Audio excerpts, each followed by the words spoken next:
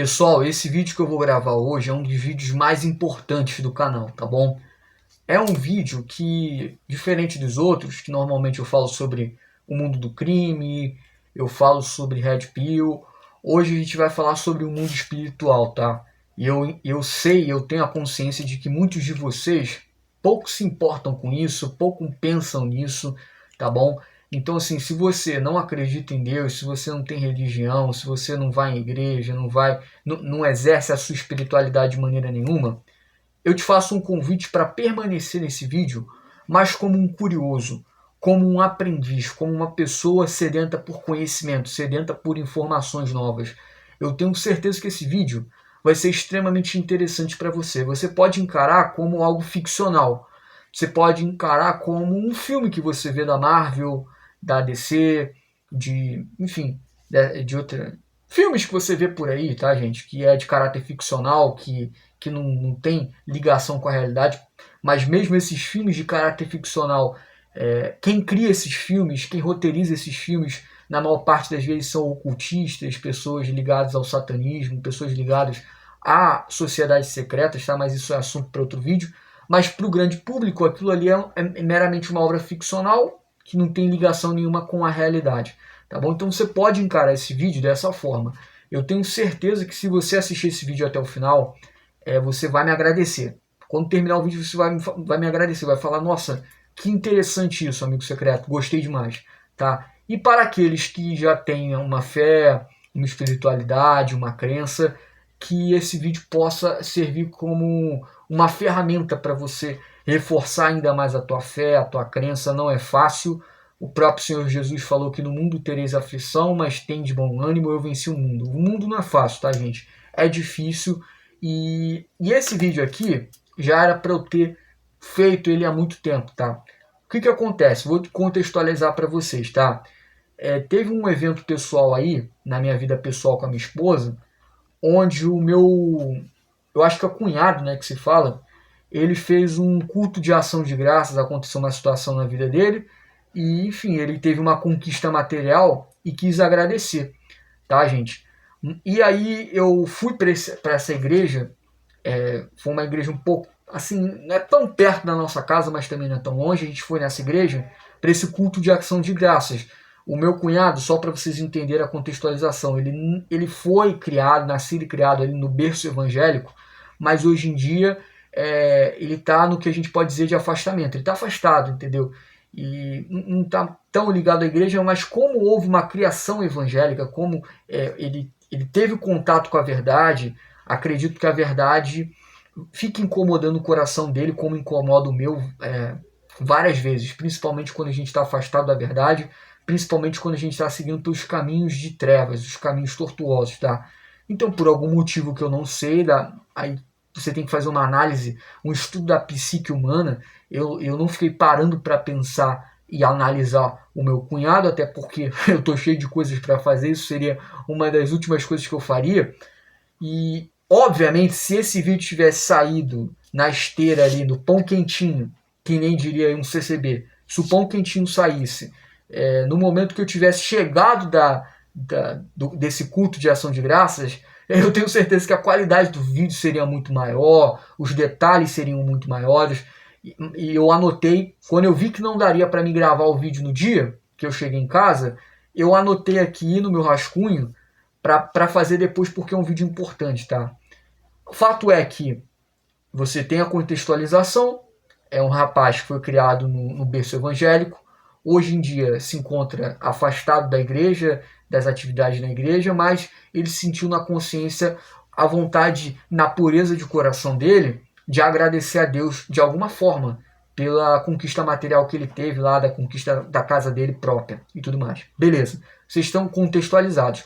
Agora eu preciso dar mais algumas informações e nesse momento pode ser que algumas pessoas que não têm ligação com a fé cristã, a fé evangélica, enfim, a minha fé é uma fé protestante, né? Você pode ser cristão. Cristão para mim não é cristão de verdade, mas porque para mim a Igreja Católica, como várias outras igrejas, são seitas, ou seja, eles desviam de algumas verdades da Bíblia, tem alguns pressupostos bíblicos que você não pode abrir mão. Tá? Então, eu vou fazer essa digressão porque é importante. Tá? Dentro do meio cristão, há um conjunto de doutrinas que são doutrinas basilares. Tá? Então, se uma pessoa se diz evangélica, mas ela não acredita na divindade de Cristo, como é o caso de um testemunho de Jeová, para a maior parte dos evangélicos, corretamente, eles vão identificar essa pessoa como alguém que parte de uma outra fé. Não é a mesma fé de um evangélico, de um cristão de verdade. Tá? Porque é uma doutrina basilar, que Cristo também é Deus. Cristo é a segunda pessoa da Trindade, é o Deus Filho. Tá? E os testemunhos de Jeová não enxergam dessa forma. Então eles não são evangélicos, eles não são cristãos. Tá? E aí você tem outros segmentos que, de acordo com a maior parte dos evangélicos, são segmentações de seitas, tá? Porque eles se dizem cristãos, eles dizem acreditar na mesma fé que nós, mas eles têm algumas doutrinas que ou pode ser dois exemplos, ou ele tem doutrinas que são doutrinas que inevitavelmente afastam ele da doutrina correta cristã, ou eles acrescentam coisa que não é para acrescentar, ou eles tiram coisa que não é para tirar. Tá? Então, você tirar a divindade de Cristo, você não acreditar na divindade de Cristo, como é o caso do Testemunho de Jeová, faz com que eles possam ser inseridos na segmentação de seita. Tem uns que acrescentam, por exemplo, o caso da Igreja Católica, que põe em pé de igualdade a autoridade das Escrituras, como teve lá a Reforma Protestante, né? E o lema maior, sola Escritura, ou seja, somente a Escritura. A Escritura é a fonte de autoridade para o evangélico. Já para um católico, você tem a igreja, você tem ali a instituição igreja. Tá? Eles encaram que a Igreja Católica é a única detentora da verdade e tudo mais, é a Igreja de Deus na Terra. Essa não é a perspectiva cristã correta, porque a perspectiva cristã correta é que a igreja é o corpo místico de Cristo, é todos aqueles que se juntam a Cristo por meio da fé, por meio da comunhão, por meio do sacrifício de você aceitar o sacrifício de Cristo e fazer a sua espécie de pequeno sacrifício, que seria carregar a sua cruz, né? Todos aqueles que querem seguir a Cristo, neguem-se a si mesmo e carreguem a sua cruz. É uma espécie de sacrifício também. Você está todo dia ali negando a sua própria carne e seguindo a Cristo. Então essas pessoas que acreditaram no sacrifício perfeito de Cristo na cruz e se arrependeram dos seus pecados, entendeu? Eles são agregados, eles se batizaram e tudo mais, eles são agregados, nasceram de novo, são agregados ao corpo místico de Cristo. Esse é o corpo místico de Cristo, na qual o inferno não prevalecerá. Não é a instituição Igreja Católica. Então, isso já é uma distinção. Nesse caso, a Igreja Católica acrescenta o que não tem que acrescentar. E os testemunhos de Jeová tiram o que não tem que tirar. Então, isso são alguns exemplos de segmentações que a maior parte dos cristãos, de maneira correta, encaram como segmentações de pessoas que estão em seitas. Tá? E seitas são extremamente ruins, são coisas extremamente ruins, tá? Porque uma coisa é o cara ir, na perspectiva de um evangélico, se um cara vai para um terreiro, ele está servindo a entidades, porque todas as entidades que são consideradas adoráveis, deuses, para uma pessoa que é da Umbanda, do Candomblé, para um evangélico, para um cristão de verdade, ele tem um entendimento que aquelas entidades são demônios, tá? Aquelas entidades são partes do reino de Satanás. Tá bom? Então ele tem esse entendimento.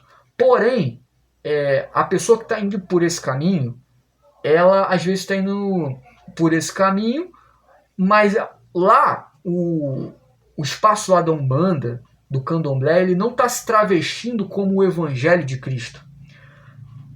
O grande problema é que tem inúmeras igrejas que se apresentam como locais onde vai ser pregado o Evangelho, onde vai ser pregado o reino de Cristo, mas ali é um lugar de lobos em pele de cordeiro, tá? Isso aí é muito mais tenebroso, tá? Uma pessoa que tem conhecimento da fé, tem conhecimento da verdade e utiliza esse conhecimento da verdade, do reino de Deus, para corromper as pessoas, para aliciar as pessoas, para levar as pessoas para caminhos tortuosos, essa pessoa, de acordo com o julgamento do mundo espiritual, ela vai ser muito mais condenada, ela vai ser muito mais cobrada por isso, tá? Muito mais responsabilizada.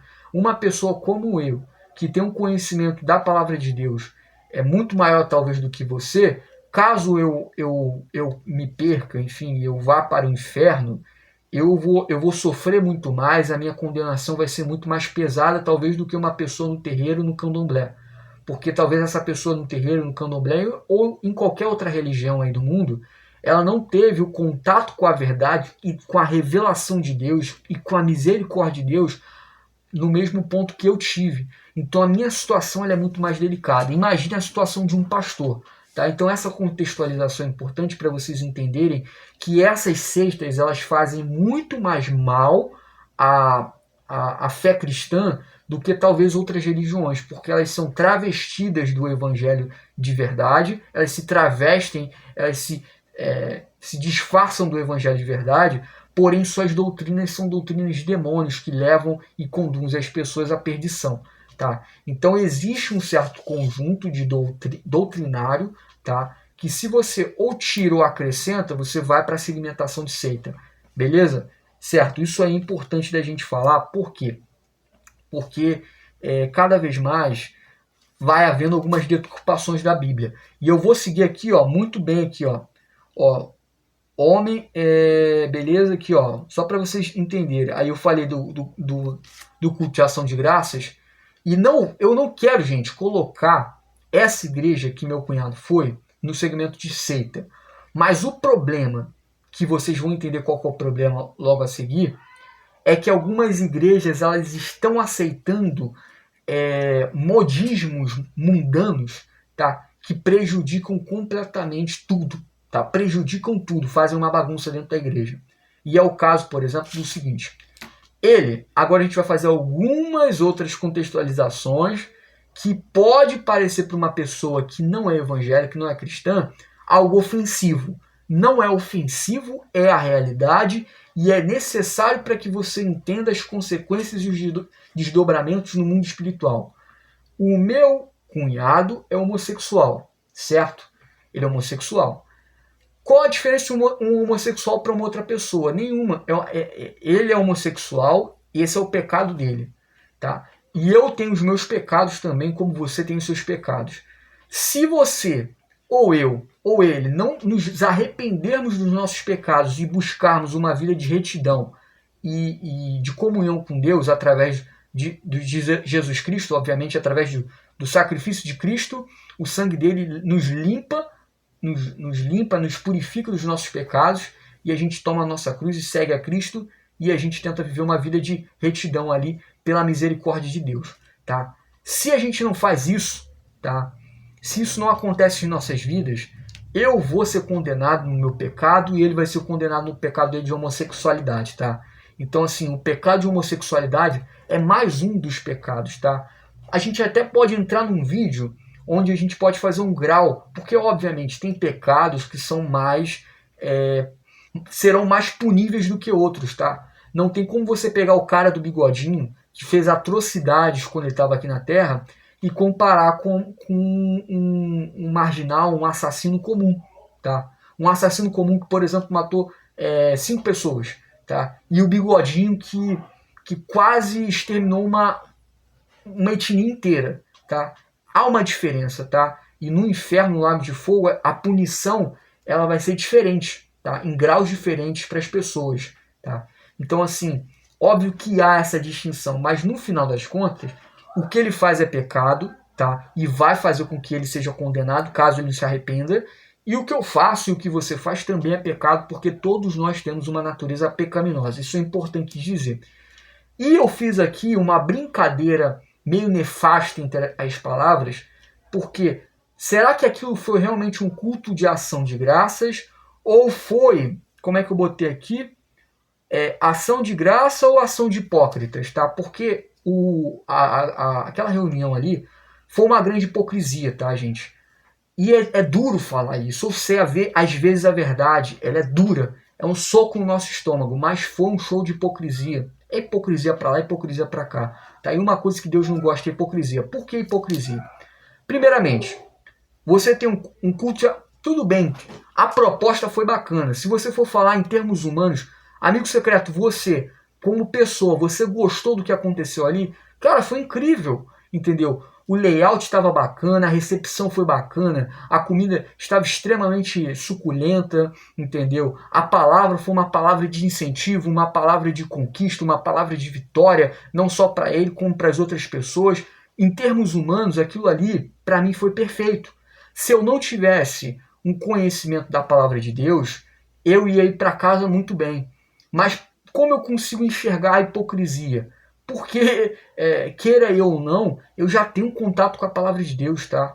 Então é inevitável que o Espírito Santo vá tocando nos nossos corações e nos revelando a verdade, tá? E qual que é a verdade ali? Que aquilo ali não foi um culto de ação de graças, foi um culto de hipocrisia, tá? E vamos começar, vamos listando as hipocrisias, tá? Eu quero seguir aqui, gente, eu quero seguir aqui, ó.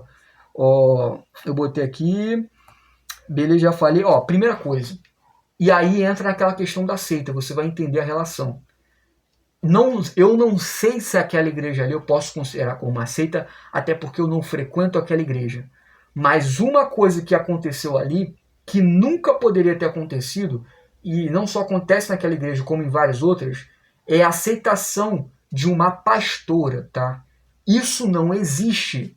Isso não existe na tradição evangélica, tá? Uma mulher não tem autoridade no mundo espiritual.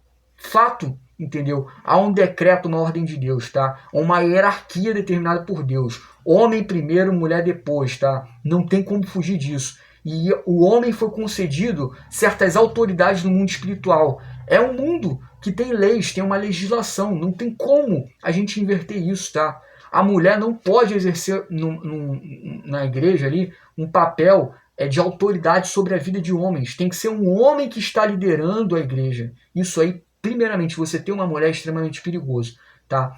E essa mulher, que não é pastora, não tem autoridade, tudo claro que por ela estar ali no púlpito, ela está passando a palavra, eu, como conhecedor da palavra de Deus, eu vou me atentar à palavra de Deus, porque Deus utiliza pessoas das mais variadas, tá? Para cumprir os seus propósitos. Isso a gente pode conferir na palavra de Deus. Então até pessoas assim que são pessoas comuns, gentis, pessoas que não têm ligação com a palavra de Deus, Deus pode utilizar essas pessoas. Então, por mais que eu tenha entendimento que essa mulher não tem autoridade espiritual, Deus pode utilizar ela de alguma forma para passar alguma mensagem. Então eu prestei atenção, tá? Mas ela não tem autoridade no mundo espiritual, isso estava muito claro. E por que ela foi escolhida? Porque há uma relação ali de amizade, de confiança por parte do meu cunhado com ela, tá? Ela é uma mulher que vai naquela linha de pregadores que dão uma palavra de incentivo, uma palavra de fé, uma palavra motivacional. Então aquilo para ele é muito importante, já que a fé dele é movida pelo sentimentalismo. Então aquilo ali seria importante para ele, tá? E sim, enfim, é uma mulher que aprendeu como você manipula os sentimentos das massas, tá? Como você manipula ali o coração das pessoas ao quebrantamento, ao sentimentalismo. É basicamente isso, tá? Em termos de poder no mundo espiritual, é zero. Não tem poder. Pode acontecer que Deus utilize pessoas como essa para alcançar alguma dos seus propósitos soberanos, pode ser. Mas não há poder espiritual, autoridade espiritual nessa mulher, tá? Como em mulher nenhuma, tá? Pastor de uma igreja tem que ser do gênero masculino. Ponto final, tá? Isso é o que a palavra de Deus nos ensina. Esse é o primeiro ponto, é a primeira hipocrisia. Aí você vem no discurso dela, como pastora, em nenhum momento há um apelo para o arrependimento, em nenhum momento há um apelo para que as pessoas que estavam ali venham se arrepender dos seus pecados, aceitar Cristo, negar a si mesmo e carregar a sua cruz. É sempre você vai conquistar, a tua vitória está próxima, isso vai acontecer, não há um apelo para o arrependimento. E outra, se era um momento tão importante para a vida do meu cunhado, e se ela sabe que ele é homossexual, que ele está vivendo uma vida de pecado, uma vida de pederastia, uma vida de lascívia, e para piorar com homens, tinha que haver uma palavra dura, uma palavra ao arrependimento, uma palavra pesada, uma palavra assim, ó, se você continuar essa vida, Deus pode te conceder ali, ó, bens, vitórias materiais. E Deus concede, por meio da misericórdia dele, chuva, sol, até para os ímpios, tá? Os ímpios mais maldosos desse mundo, eles ainda recebem as bênçãos da misericórdia de Deus, como o sol, como a chuva e como tantas outras coisas. Então você, como criatura de Deus, enquanto você estiver vivo, você vai ainda colher os frutos da misericórdia de Deus, que Deus é uma entidade extremamente boa, benéfica, amorosa. Mas Deus também tem uma ira eterna, principalmente com as pessoas que não têm uma relação com Ele, que estão afastadas, em estado de rebeldia a Deus.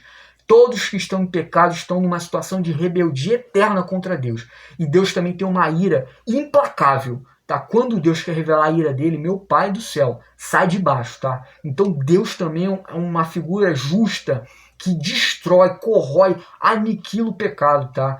Então, assim, pode acontecer que a ira de Deus recaia sobre não só a vida dele, como a minha vida e todas as pessoas que estão ali vivendo uma vida de pecado.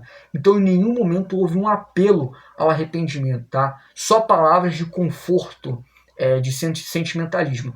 Isso para uma pessoa que está representando Cristo, que está representando o Evangelho, isso aí é uma ofensa ao Evangelho. Não tem como você participar de um culto, entendeu, ministrado por uma pastora, sem haver um apelo ao arrependimento, sem haver uma palavra de que Deus é amor, sim, mas também Deus é justiça, Deus tem um fogo consumidor, uma ira implacável, entendeu? E não houve uma palavra ao arrependimento, principalmente direcionada a Ele, entendeu? Então isso aí já é mais um exemplo de hipocrisia. A hipocrisia não parou por aí, tá, gente? Aí piorou. Uma mulher obesa, careca e sapatona, lésbica, pegou o microfone no púlpito e foi dar uma palavra. Foi dar uma palavra de motivação. O que é isso, gente? O púlpito é um lugar sagrado e piora, tá? Porque ao término da reunião, os descerebrados, inclusive a pastora, ficaram sentados ali no púlpito, na escadinha do púlpito.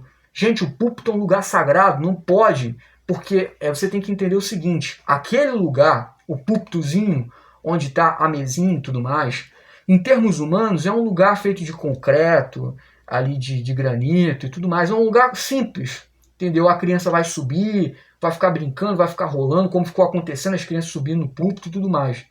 Mas aquilo ali representa algo no mundo espiritual.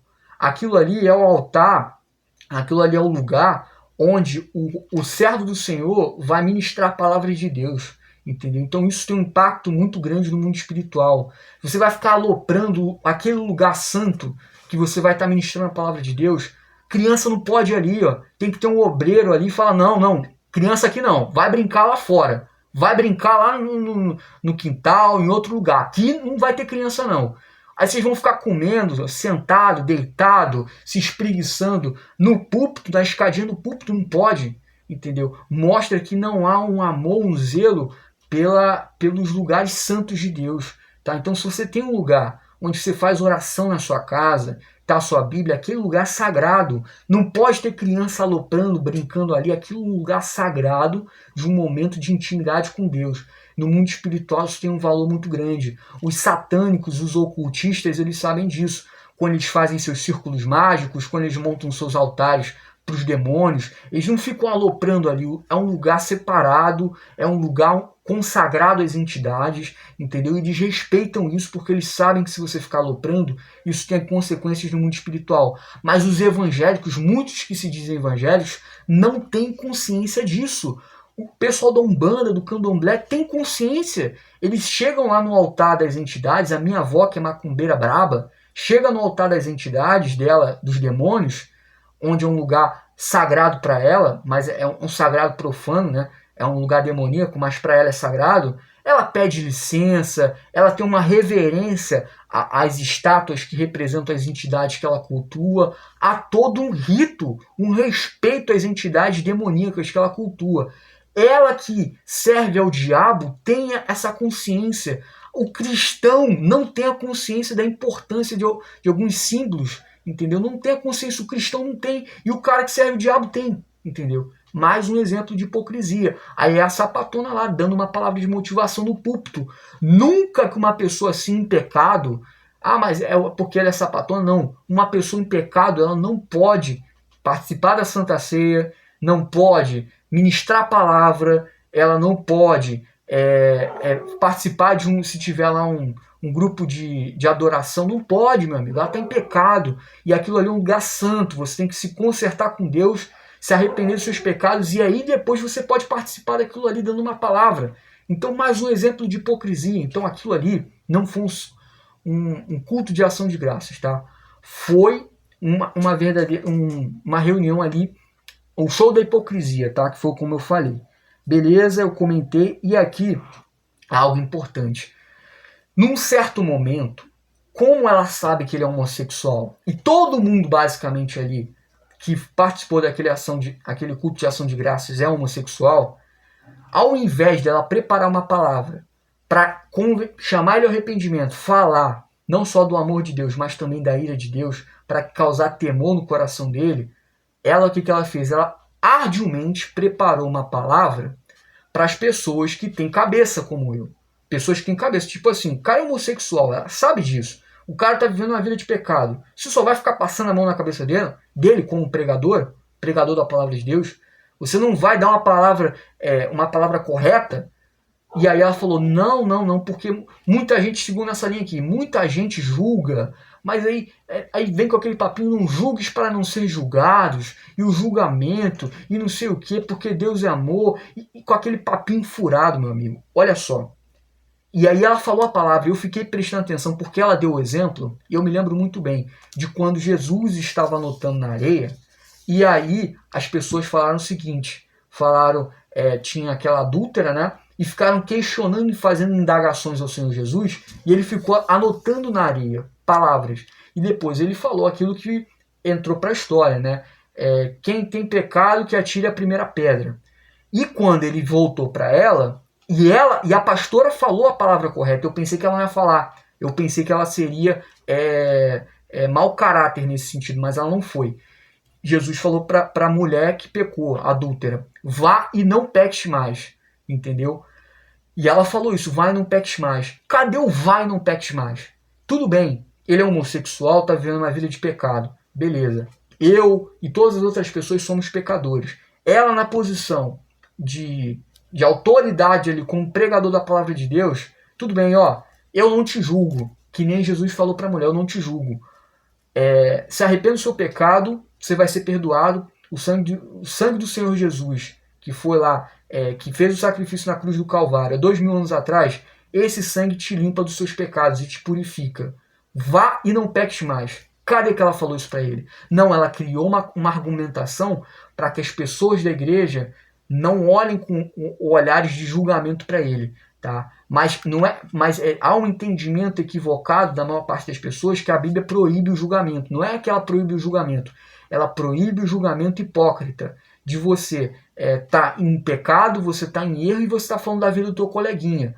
E Jesus falou, tira a trave do teu olho primeiro antes de você falar da trave do teu coleguinha. Tá? Antes de você falar dos problemas do teu coleguinha, se conserta. Mas o julgamento, ele é correto sim. Você tem que fazer um julgamento das pessoas, você tem que falar as verdades para as pessoas, tem pessoas que precisam ouvir uma verdade, entendeu? Então não aconteceu isso. Ela criou uma argumentação para proteger o egozinho dele fragilizado ali. Em nenhum momento fez um convite, um apelo ao arrependimento. Vai e não peques mais. Eu fiquei esperando, mas não teve. Então, volto de novo a reiterar, foi um show da hipocrisia, tá, gente? E aqui, para finalizar, gente, eu falei aqui, o que está acontecendo hoje em dia, ó. Isso aí, isso mesmo. Olha, isso é muito forte, gente. Hoje em dia a gente está vendo aí nas igrejas com doutrinas personalizadas, tá? Como a gente está vivendo conforme muitas passagens na Bíblia mostraram ali que no final dos tempos o ser humano ficaria egoísta, vaidoso, egocêntrico, enfim, seria a época do egoísmo. As pessoas que estão basicamente cultuando a si mesmas, elas criariam as suas próprias igrejas com as suas próprias doutrinas personalizadas para atender o seu próprio ego, a sua vaidade, o que a Bíblia descreve como doutrinas de demônios, tá? Então, infelizmente, muitas das igrejas que se dizem evangélicas, elas são guiadas por essas pastoras, esses pastores também que não têm a presença de Deus, que não têm comunhão com Deus, e que são lobos em pele de cordeiro. Eles parecem evangélicos, parecem cristãos, mas as doutrinas que eles defendem, o que eles fazem, a forma como eles distorcem a palavra de Deus, levam as pessoas à cegueira espiritual e ao inferno, tá bom? Então essa mulher não é profeta, é um falso profeta, como muitos que Jesus descreveu, que nos últimos dias surgiriam muitos falsos profetas que enganariam a muitos. E ela engana muitas pessoas, tá? Não tem a presença de Deus, eu cravo isso, não tem a presença de Deus. Pelos frutos você conhece a árvore. Os frutos dela são frutos ruins, tá? Frutos que conduzem as pessoas para a perdição. Porém, ela é fácil de identificar. Tem uns aí que estão assim, se penetraram e se camuflam no meio dos evangélicos, que só você pedindo o direcionamento de Deus, o direcionamento do Espírito Santo, para que ele possa revelar essas pessoas. É o jugo no meio do trigo, tá bom? Tem uns que eles se disfarçam muito bem, e aí fica mais difícil de identificar. Esses lobos em pele de cordeiro são os mais perigosos, tá? Porque às vezes você acha que está seguindo a doutrina de Deus, mas você está seguindo uma doutrina de demônio, tá bom, gente? Então tomem muito cuidado, essa é a verdade. E, gente, para finalizar mesmo, é uma pena, é lastimável que essas duas coisas aqui que eu vou falar, que muitas igrejas se tornaram clubes sociais. Então, clube social, eu convido os meus amigos, eu convido os meus conhecidos, pode vir sapatão, pode vir mulher de vestidinho, a mulher com uma roupa extremamente inapropriada para uma igreja, pode vir homem de qualquer jeito, tá, vestido de qualquer forma, pode vir todo mundo, tá? Vem de qualquer jeito, pode criança ficar brincando no púlpito, entendeu? Aí dá uma palavra motivacional e ponto final. Pronto, pode tudo, porque aqui não é uma igreja. Na prática, aquilo ali é um clube social. É um clube onde as pessoas socializam, conversam, interagem e tem um pouco de Deus ali. É que nem quando eu faço aqui com a minha esposa, quando a gente compra um vidrinho, e como o azeite é caro pra caramba, a gente bota o azeite no vidrinho e aí quando tem a salada, a gente espirra um pouco do azeite na salada, só para falar que tem um pouco de azeite. E é isso que acontece.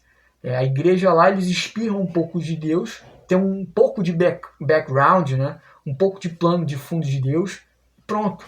E é um clube social. Infelizmente, não só aquela igreja, como muitas outras estão vivendo essa realidade. Estão se tornando clubes sociais. E aí, quando você transforma a igreja num clube social, não há mais o poder de Deus. O que faz uma pessoa talvez se voltar a Cristo? O que aconteceu lá na época de Jesus que tantas pessoas se converteram? Se converteram por quê? Porque eles viram testemunhar o poder de Deus, curando, expulsando demônios, fazendo milagres, tá? O poder de Deus tem uma capacidade de atrair pessoas. Fantástico. A forma mais eficiente, talvez. Claro que tem a operação do Espírito Santo no coração das pessoas. Mas a forma mais eficiente de você chamar a atenção de uma pessoa que não é da fé, é ela testemunhando o poder de Deus. Contra isso não tem argumento. E por que as igrejas não têm mais o poder de Deus? Porque tem um monte de falso profeta, tem um monte de gente que só está querendo saber em usar PNL, usar marketing para encher a igreja, mas não há um quebrantamento da igreja perante a Cristo, não há uma busca de verdade por Cristo, não há uma vida em comunhão com Cristo, com Deus. E aí é uma igreja morta, é uma igreja que não tem um poder espiritual, tá bom, gente? Então esse vídeo foi muito interessante, pessoal, para vocês entenderem que a gente está vivendo tempos difíceis, tá? E você falou, poxa, esse vídeo eu queria saber mais do mundo espiritual. Gente, tem algo que é extremamente poderoso, tá, no mundo espiritual, que é o seguinte. Não está escrito aqui, eu fiquei procurando, mas não achei. Mas não tem problema, está na minha cabeça. É a ação dupla, tá? É a ação dupla. O que é a ação dupla? Deus vai trabalhar no coração das pessoas. Isso acontece, o que eu vejo nos meus estudos pode acontecer tanto com demônios como com Deus. Você vai entender melhor. Quando uma pessoa está possessa por demônios, os demônios se apossam dela. E ela, tomada de demônios, ela vai fazer um monte de maldade contra outras pessoas. Se ela eventualmente vir a morrer, ela não pode pegar e falar diante de Deus: olha, você não pode me responsabilizar pelo que eu fiz, porque eu estava cheio de demônio. Mas é uma ação dupla no mundo espiritual. Ao mesmo ponto que você vai pecando, você por livre e espontânea vontade sua, por desejo seu, por iniciativa sua, você vai pecando, desejando pecado, fazendo maldade, os demônios se apossam e potencializam a sua capacidade de fazer o mal. Entendeu? Então há uma ação de demônios e há uma ação individual. Ao mesmo tempo, os demônios são responsabilizados pelo mal que você fez possesso e ao mesmo tempo você é responsabilizado pelo que você fez. E a mesma coisa acontece no sentido contrário. Quando o Espírito Santo começa a trabalhar o seu coração e te levar ao arrependimento, e te levar a um quebrantamento, e te levar a reconhecer que você está vivendo uma vida de pecado e você precisa se voltar aos braços de Cristo, ao mesmo tempo que é uma ação do Espírito Santo, há uma ação individual. Então você tem mérito, tá? Porque você vai começar a buscar viver uma vida correta com Deus, a buscar a Deus, a orar a Deus, a buscar, enfim, fazer oração, jejum, ler a palavra de Deus, se voltar para as coisas de Deus, mas não é mérito só seu. Há também a ação do Espírito Santo. Então é o que eu chamo de ação dupla. No mundo espiritual tem muito isso. É o homem agindo e o mundo espiritual agindo em comunhão. Tá bom, gente? O mundo espiritual é real, o mundo espiritual interfere na realidade física, tá? Até porque tudo isso, todas as coisas aqui, ó, essas coisas são tudo derivadas do mundo espiritual, tá? Tudo que existe aqui são derivações do mundo espiritual. O mundo espiritual é o mundo correto, é o mundo eterno. Isso aqui é um mundo temporário e passageiro, tá, gente? Se você gostou desse vídeo, não esquece de deixar aquele like maroto, compartilha esse vídeo para as pessoas que são importantes para a sua vida, comenta, deixa teu comentário é muito importante. Se inscreva no nosso canal, tá bom? E não esquece também de likear e vamos para cima, gente. Se tiver a possibilidade de você clicar no botãozinho para hypar o vídeo, você vai me ajudar muito, tá? Normalmente nos comentários, às vezes, tem a palavra hypar. Clica aí que você vai me ajudar muito. E muito obrigado. Te vejo na próxima. Valeu, um forte abraço.